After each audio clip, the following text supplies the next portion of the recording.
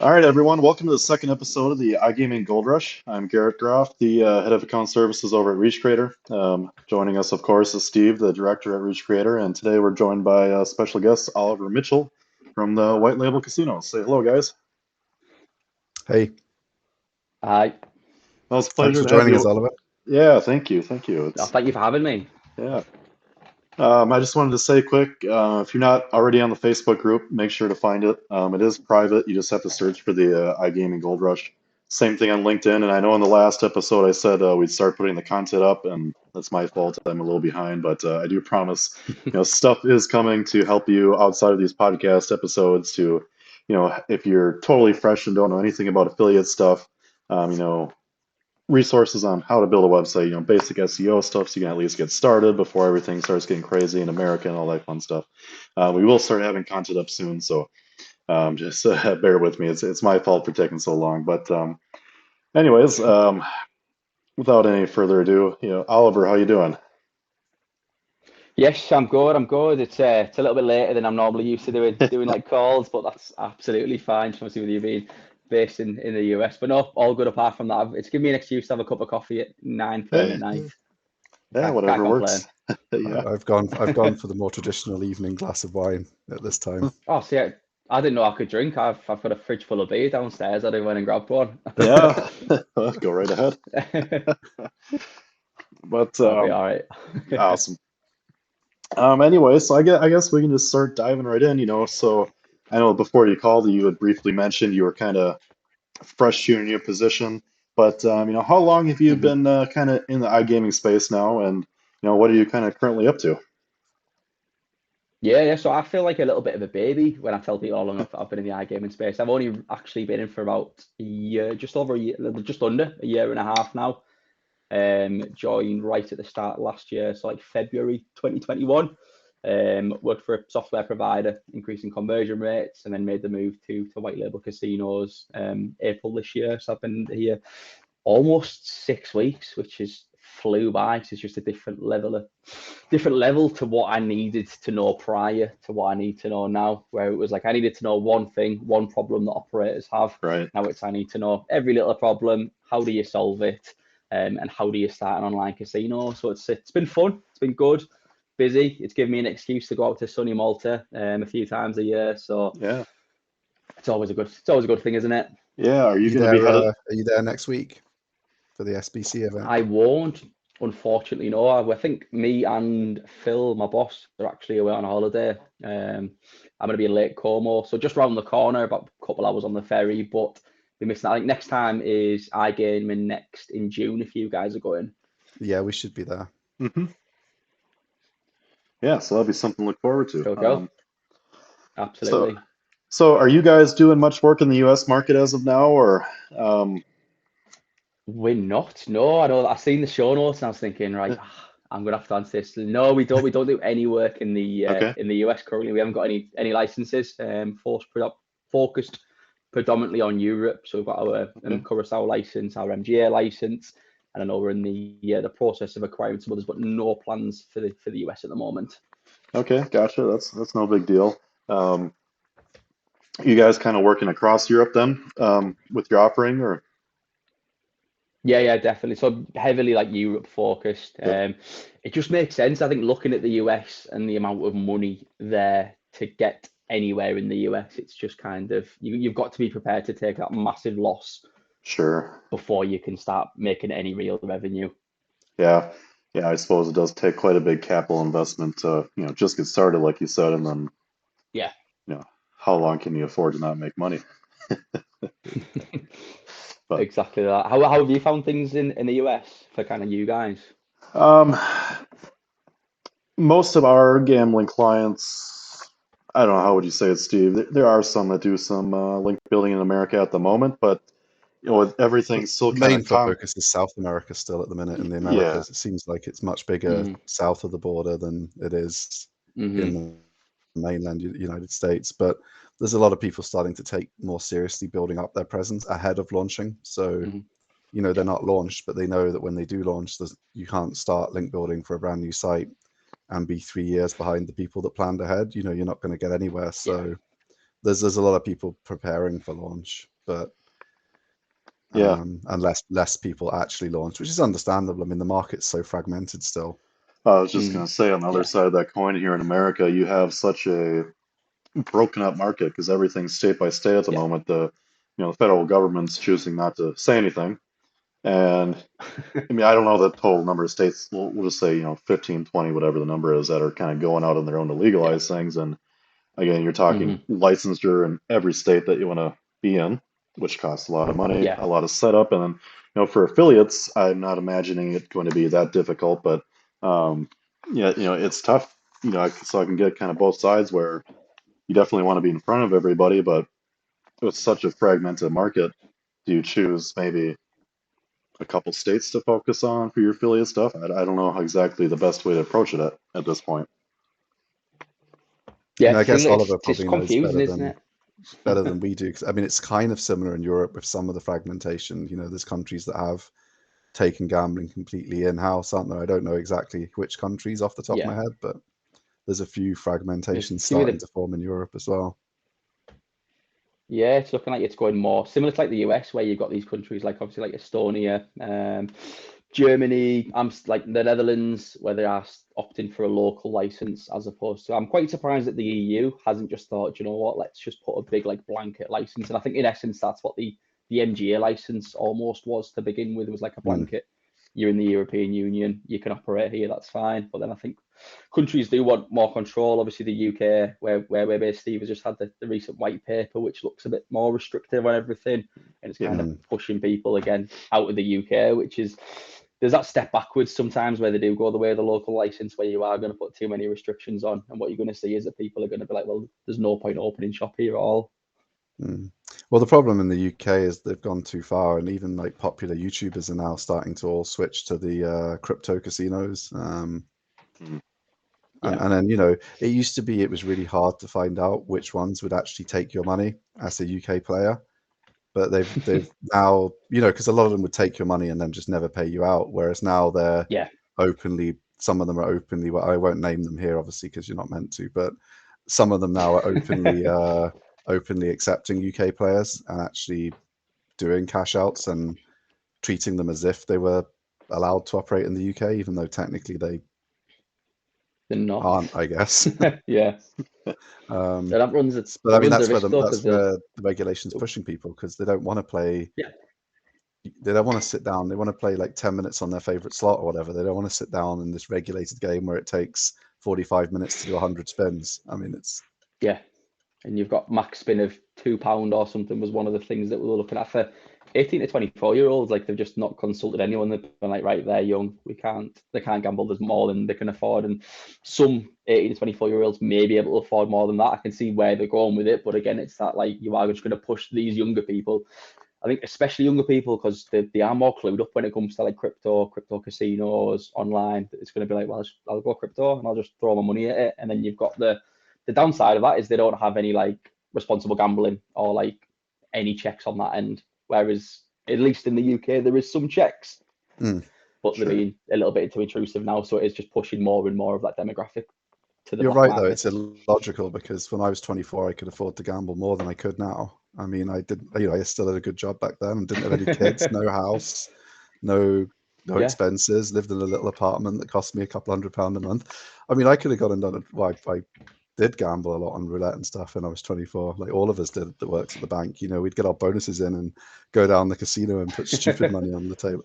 But you didn't have any brilliant. expenses, so it Yeah, does it really doesn't make a lot of sense. I'd imagine most people by my age have more strained financial positions with all their commitments than some 24-year-old who doesn't have those yet. I yeah. mean, people are so different. You can't just make up these rules, but it seems like that's what they've done. Just, oh yeah, that's a line. We'll just make that up.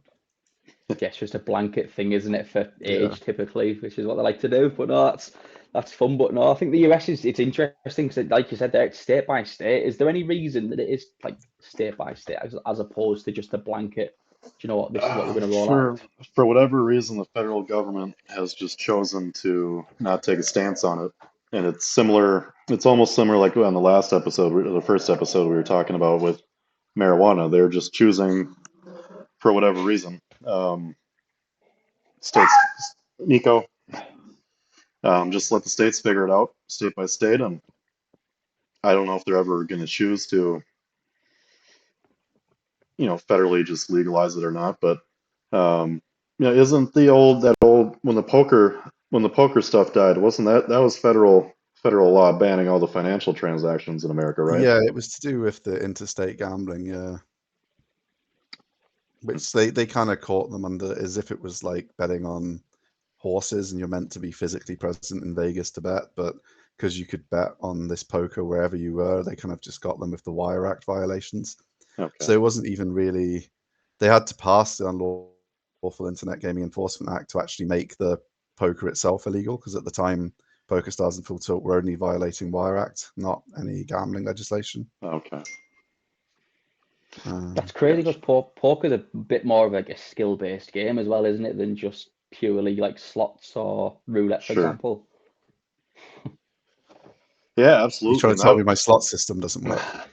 But that was over a decade ago now, that was the big argument, especially for poker, that, this is a skill-based game. And yeah, some people are obviously terrible at it and think it's like purely it's just gambling. They have no idea of even basic math, like how many cards are in a deck.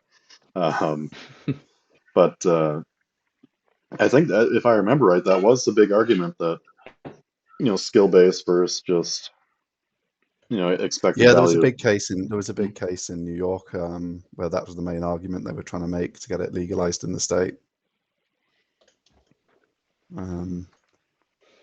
I guess it's, but then you could start arguing that horse racing's skill based, because there are winning players who are smarter than the bookies. So it gets, I guess from the government's point of view, they could accidentally legalize all kinds of things if they accept that argument. So yeah, just opening the door to everything, isn't it? Then yeah. I'm quite surprised I haven't, though, because I know obviously America, like your gambling winnings are taxed, aren't they, as opposed to in the UK, whereas if you win anything, it's tax free. So America being America, I'm surprised I haven't thought, why don't we open it nationwide? The amount of tax revenue that they must get would be astonishing.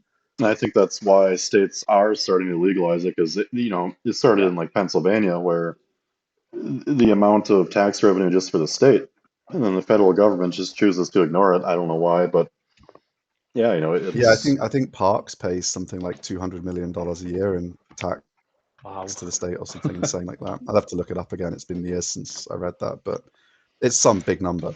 I mean, because they do a couple of million a day in profit just from one of the many that Pennsylvania is allowed to open.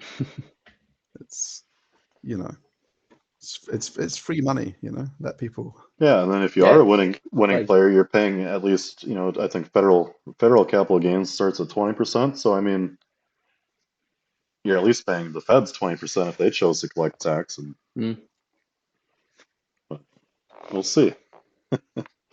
Yeah, it's exciting, isn't it? We'll see what's to come. Yeah, absolutely. So getting more into the what you're doing with your business and stuff with white label casinos. If someone's looking to get started out, what kind of, obviously you're operating in Europe, which is totally fine. If someone's looking to start up their own deal, what kind of recommendations? Where should someone really start? To get going with you guys. I think for what we'd say like anyone, potentially you could start with, we've got some clients where it's two people. I think as long as you've got yourself, the industry well, you've got contacts in the industry, which markets you want to target. And then the other thing I say that you absolutely need is you need an affiliate manager. And that is like, you could run it yourself the day to day. We can do everything else. So we can do your customer support, we can look after your VIPs. I think as long as you've got an affiliate manager in this industry, currently the way the industry is, you're golden, because that's where everything is. Like when I've spoke to casinos prior to starting at WLC, when I was with iConvert, any issues that they had, conversions are low, and they're not getting as many registrations as they want, they're not getting many FTDs as they want. Instead of them kind of taking a step back and looking at the site itself, it's, we need more traffic, get onto your affiliates, and then that's the answer to everything. Is what I found. I don't know how you guys have found it on your side as well. I mean, certainly speaking to StatsDro, and it seems like a lot of operators are pretty clueless about their conversions and how they're actually doing.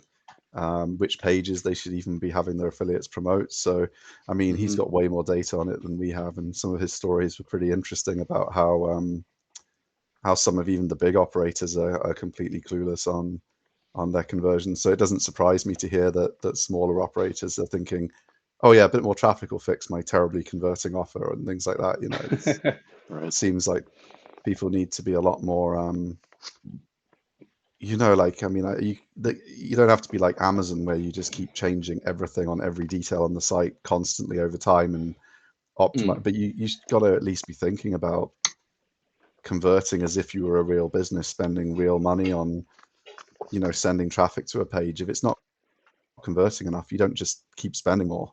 And that's what you're effectively asking your affiliates to do if they're sending money to a non-converting page. And I've been in that position as an affiliate before in a couple of industries, and I just put a different offer on. You know, you don't, if the traffic converts less than everyone else, you just don't get any more traffic, because I haven't got time to figure out why it's not converting on your offer, but it is on someone else's. Someone else's is better, you're getting the traffic, and it doesn't matter what the affiliate manager says at that point. You know, like, I haven't got time to change it back. I've moved on now. To go, give me a call in a year.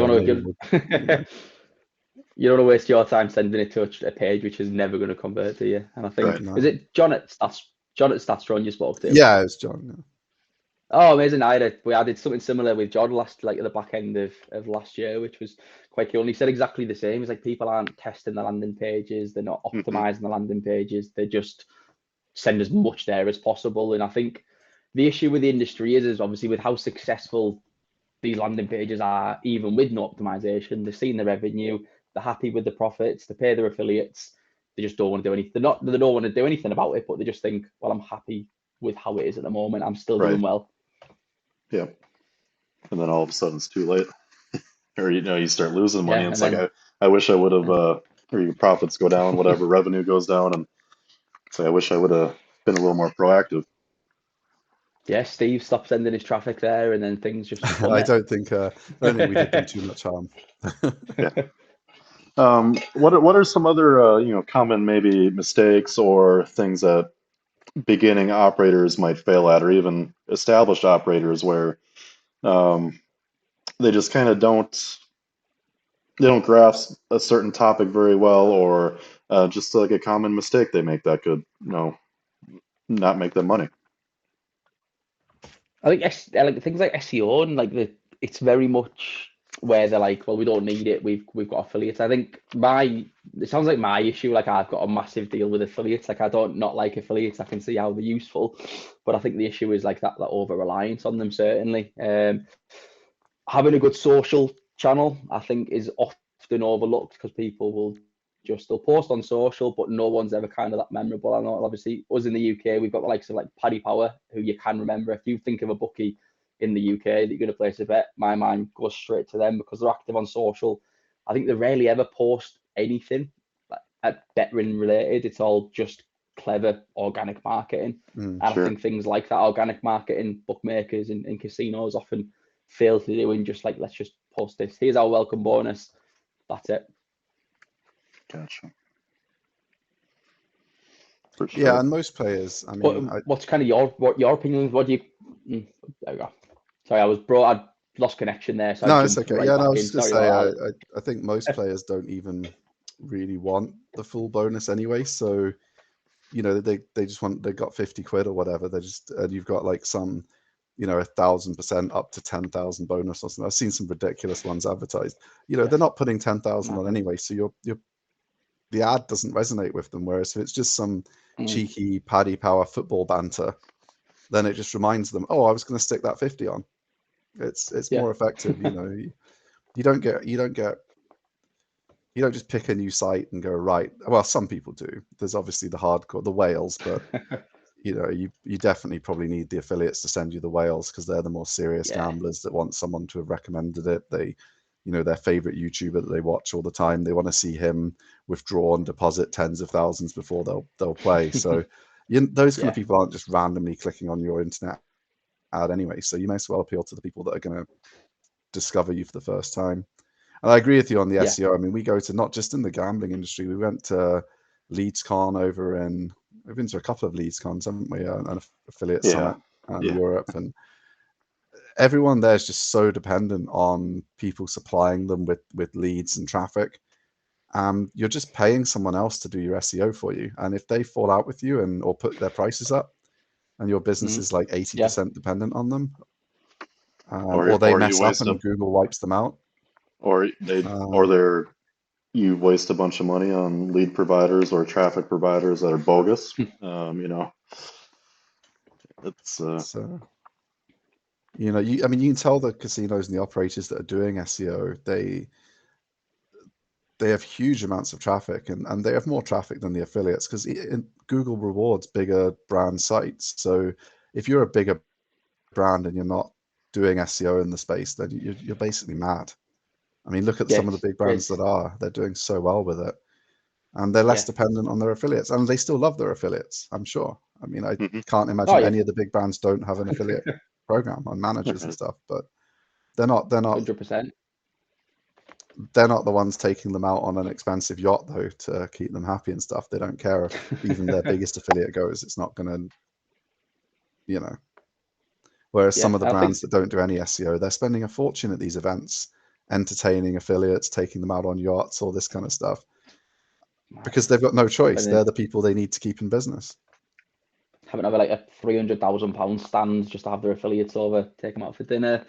Whereas I think even looking at like a potential player's point of view, like if you were looking to gamble somewhere and it typed in, like say if you'd seen a game that one of a streamer that you followed plays, and you type in Book of the Dead, for example, and you'll see affiliate site, and then see a casino which offers it, you're going to be like, oh, that's an actual casino there, as opposed to having to click through that link, and it just makes it, as a player, it's like when you see Google ads as opposed to just the shop that you want to shop. You click straight through to the shop and you're like, I'm not clicking on anything that I don't want to be clicking on. Exactly. Definitely. Yeah. Well, it's a tough game being an affiliate, though, so I don't want to rag on them too much, because it is a very, very powerful part of the market for sure. It's just some big brands need to take their own brand more seriously, because they're missing out on a huge opportunity on top of their affiliates. I'm also surprised that more affiliates don't start online casinos with them having the biggest advantage that they do. Yeah. Like the big affiliates, especially, where they could be like, look, we've got all this traffic here, we're sending it to other brands. Imagine how much we could do if we started our own brand. So there is an idea. If you're an affiliate and you're watching this, drop me a message. Yes. We'll help you. Yes, absolutely. Well, we almost did that in poker back just before the regulations changed, and we were days away from handing over a very large check for the provider solution and everything, and luckily they collapsed before we'd sent them the money, because everyone quickly collapsed when the regulations suddenly tightened up. Yeah. Was this in the US? Yes. Okay. Yeah, they were. I think they were like nominally Italian based, but all of their business was US. Like they were one of the many operating there under the kind of, like Garrett said, the lack of regulation. Therefore, it's probably permitted, but we don't know situation that everyone was operating in back then. Just a very, very grey area. Yeah, before they made it pretty clear. When they brought out the Unlawful Internet Gaming Enforcement Act, it becomes, from the wording of the act, very clear whether you're allowed to operate or not. So obviously everyone just shut down, or, well, some people didn't, but they were quickly ran into their own problems, didn't they, when they started freezing their money in bank wires. And luckily we hadn't handed over a check to own and immediately closed down online. I guess risk plays on affiliates' minds. It's very, very different running a, it's like asking like a leading lead generation firm that does leads for lawyers. It's like asking him why he doesn't just set up a law firm. It is a different mindset. Yeah. There is that. It's fair enough. Yeah. Well, cool. I think that was some great feedback all around. I think Steve just has a couple news items to blast through here quick, and the first one's kind of interesting because it's the Tropicana being knocked down to I think it was the Oakland A's are moving there. They're going to become the Las Vegas A's, aren't they, or something? But it was interesting to me because just a few weeks ago, Live at the Bike and the Tropicana's owners had done a deal to move one of Live at the Bike's flagship shows, I think once a month or something, was going to be at the Tropicana in Las Vegas with loads of the big players that were in Vegas coming to the game. And then 2 weeks later, this news comes out that the whole place is getting bulldozed. Gonna knock it So down. it's kind of it was a bit disappointing from a poker standpoint, because I think they would have been able to organize, not that the games they get going in California aren't a lot of fun, and they have a lot of, like, you know, these really wealthy big money fish on the games and they're splashing around in crazy pots, but I think we've all in the poker community really missed those kind of more of the pros, more of the Vegas pros turning up and all playing together like the old days, and maybe just one or two very rich fish there. It's kind of a different vibe when every pot's nine-handed full of maniacs. So hopefully they can find someone else who doesn't get knocked down as quickly as the Tropicana is going to be to host the games. Yeah. But that was a bit of a shame. But and obviously rest in peace Doyle Brunson, since we're talking Right. poker. Right. Yeah. Yeah. I've He had a- seen that. I don't really face of those follow old poker. games. It's something that I do want to get into. Where's a good place to start with kind of following poker? I wouldn't even know these days because I don't know anything really new out of the last few years. But Doyle's Yeah, I mean, I guess he's that's just a complete beginner. Watch Doug Polk's channel on YouTube. He does these poker Okay. hands things where he just reviews live hands and talks about them. Oh, It cool. gives you a good idea of how to think, and then if that seems to make sense to you, then there's Run It Once is a good training site. I think it's called Run It Once or Run It Twice. I don't know. Yeah, it's Run It Once. I think it's a Oh, training cool. site. They've got some good content. I think it's $9 a month, so you can learn there. But Oh, I'd watch a bunch of free stuff first and see if you even like the idea of thinking that way before you get involved in. first, I just throwing money at it and Yeah, lining up the poker stars. Make sure you actually enjoy the idea of it, because it's a lot more thinking and a lot less fun than it used to be. It used to just be find the fish, take their money. It was a lot more fun back. But yeah, it's so yeah, that was a shame. But I guess a lot of Vegas residents that I've spoken to as well about when they originally proposed that they were going to have the stadium right there on the strip are pretty concerned about the impact it's going to have on traffic and the ability to get to and from work on yeah. game nights and that kind of thing, because I there mean, was an alternative proposed traffic location around that there was is already terrible now these days. just brutal, just absolutely brutal already. So yeah, a lot of people didn't want it to be there, but I guess the Tropicana has been a struggling property for a while. They could probably pick up that real estate all right on the strip for a lot less than it would have been worth if it was booming. Sure. So I guess, it is what it is. It's going there. So traffic in Vegas is going to be unbelievable on game weeks, weekends and stuff. Yeah.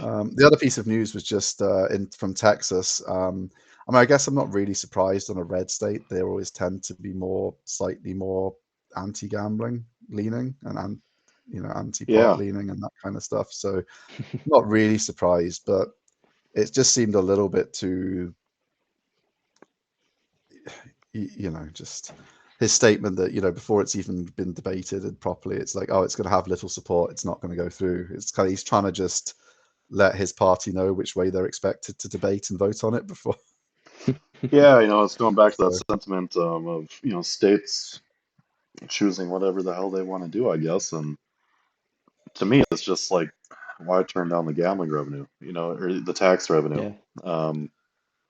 Well, I suppose Texas is a very wealthy state, so I guess they may have less concerns about whether they really want the few $100 million to go with the other challenges that happen when you build a parks casino and people start getting stabbed in the parking lot and stuff. I guess you have to weigh these things up with live gaming. It's much safer online, people. Yeah. But yeah, I guess I wasn't too surprised by that story. But it was a shame to be reading one out that wasn't positive. When we were originally planning the show, it was there was so much good news coming out of America. I guess we were due one state giving us some bad news. So we'll bring you some good news next week, I'm sure. Well, I've got my fingers crossed for your next episode here that there's some good US-based gambling news. Oh, there Oh definitely will no, be. There's it's good news Yeah, every there's 5 minutes at the minute, yeah, but we got to bring the yeah, bad news too. Otherwise, we're not being yeah, fair and balanced. You know, yeah. to steal that totally genuine line from a very not totally straight and genuine news channel. But Yeah. But I mean, outside of that, I think this has been a great episode. Yeah, whoever's watching, definitely get in touch with Oliver at White Label Casinos if you're doing anything in the EU market, looking to maybe become an operator. Maybe, like he said, you're an affiliate looking to make the next step, or anything else in between. I'm sure they can help yeah, you out. yeah, And of you just need course, 2 people and an affiliate manager, and you're good to go. not even 2 people. If you can be the founder, as long as you have an affiliate manager, you'll be fine. There you right go. on. We will do the rest. Happy days. Well, sweet. Yeah, don't forget to subscribe, hit the like button. I think you're supposed to hit that little alarm bell thing now to get notified when a new episode comes out. And outside of that, yeah, if you need link building done, feel free to get in touch with us. And yeah, thanks again, Oliver, for coming on. We really appreciate No it. worries. Yeah, Thank you. It's yeah, been a pleasure. And if you do invite me back, I will make sure to have a evening glass of red wine like Steve there. yeah. Oh, sounds good. I'm sure we'll have you back on when you can tell us tales of your company opening up in America when you change your minds. Oh, yeah. Give me an excuse to get to Vegas. I've never been to Vegas, so it's something I've always wanted to do. So I need a. You don't I need need an practice. excuse. Just pick one of the Oh, conferences that's out there and off you go. if I can push it as a work trip, I can save myself loads of money, can't I? Which is That's the, true. Yeah, That's the true. beauty of it. It's the beauty of this industry. yeah, Soon goes wrong absolutely. once you get out there, though. Unfortunately. Oh yeah, 100%. No, I'll be crying in my hotel room like Ian Yeah, Beale, like I've got nothing left. yeah. Oh dear. Well, all right, guys, it's been fun. I'll catch you both later, and take it easy. True, See you next time. Yeah. true, Thanks for guys. joining us, Oliver. See you again. So, thank you very much. See you later. Yep. Ciao. Bye bye.